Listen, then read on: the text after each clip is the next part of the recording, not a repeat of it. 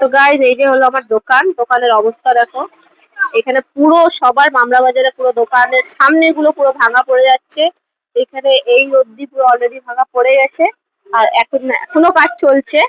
আর আমার দোকানটা যেহেতু এই জায়গাটাই দেখো, আমি ছিলাম না, দাদা ছিল, কিন্তু সাইড থেকে যখন টেনেছে তখন এই জায়গাটা একটু ভেঙে পড়ে গেছে। এবার হাইটটা হলো এই হাইট, আমি বিকেলে দোকান কি করে খুলবো কিছু বুঝতে পারছি না। আর এটা লেভেল করবে কিন্তু এই অবধি জাস্ট করবে, পুরোটা করবে না। তো আমি কি করবো বুঝতে পারছি না, এখন বিয়ের সিজন আর বিকেলে দোকান খুলবো।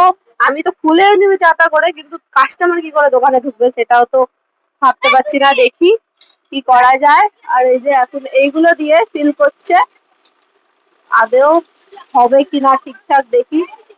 এই যে হাইট দেখো কতটা হাইট, এটা দিয়ে এখানে কভার আপ করছে, কারণ এটা রাস্তা, এটা না দিলে লোকে আসতে পারবে না, বাজারে ঢুকতে পারবে না, তাই এখানে বেশি করে দিচ্ছে। আমাদের বলা হয়েছে এখানেও